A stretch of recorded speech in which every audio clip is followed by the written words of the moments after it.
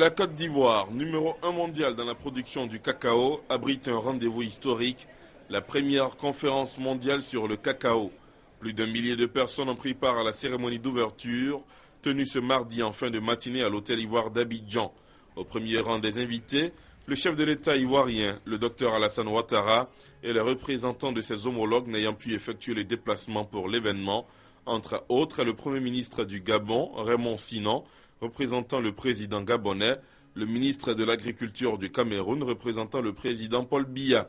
À noter aussi la présence de ces nombreux industriels, négociants chocolatiers, représentants des producteurs et les experts, mobilisés pour cette grande messe initiée conjointement par l'Organisation internationale du cacao, ICCO, et la Côte d'Ivoire, le leader mondial. Que doit-on attendre de cette rencontre? Le ministre Mamadou Sangafoua Koulibaly, président du comité d'organisation, est formel. La présente conférence a donc pour but d'identifier clairement les défis auxquels est confrontée l'économie cacaoère mondiale. Elle a surtout pour objectif de nous accorder sur les solutions pour une économie cacaoère durable ainsi que sur les moyens nécessaires à la mise en œuvre des dites solutions.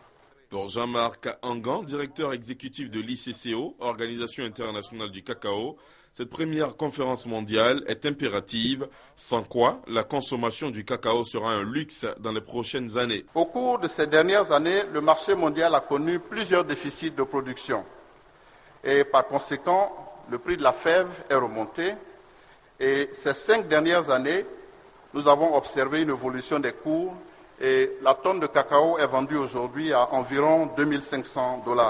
Le modèle économétrique de l'Organisation internationale du cacao nous indique que si nous n'y prenons garde, c'est le même scénario qui nous attend dans les années à venir, à savoir des prix qui vont flamber, suivis de chutes dramatiques. C'est ce scénario que nous voulons éviter. Ce rendez-vous est destiné à coordonner les initiatives face à la croissance de la demande et aux périls qui planent sur les plantations de cacao. À en croire le président de la République Alassane Ouattara qui a ouvert solennellement les travaux, la conférence mondiale permettra de trouver des pistes de solutions pour répondre à la demande des pays émergents, notamment la Chine. Les défis majeurs auxquels nous sommes confrontés sont ceux de la consommation, qui appellent une transformation durable, elle-même fondée sur une production durable du cacao. Et l'adaptation continue des produits aux exigences du consommateur des marchés dits matures et l'offre de nouveaux produits apporteront un début de solution au défi de la consommation durable. Ce défi ne sera relevé que lorsque la base des populations consommatrices des produits issus du cacao aura été élargie de façon effective et durable. L'avenir démographique du monde se situe donc chez ceux qui ne consomment pas encore suffisamment de produits issus du cacao. Je veux parler bien entendu des pays émergents en général et surtout de l'Afrique qui assure 70% de l'offre mondiale.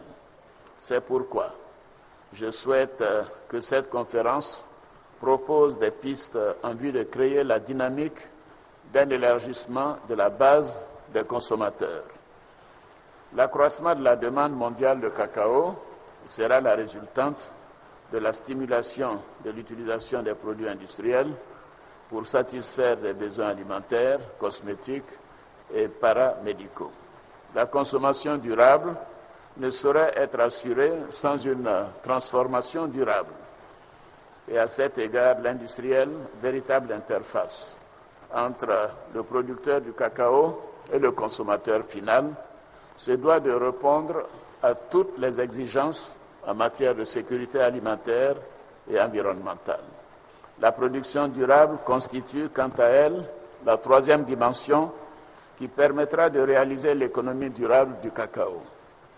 Elle est assurément celle qui suscite le plus d'intérêt des participants à cette conférence. L'amélioration de la qualité et de la productivité, le vieillissement des vergers et la concurrence d'autres cultures comme l'EVA et le palmier à huile en plein essor sont essentiellement les grands défis de la filière cacao évoqués à ce forum. Rappelons que la Côte d'Ivoire représente à elle seule 35,6% de la production mondiale de cacao, avec 1,41 million des 3,962 millions de tonnes attendues pour la récolte 2011-2012, devant le Ghana 21,7% et l'Indonésie 12,1%.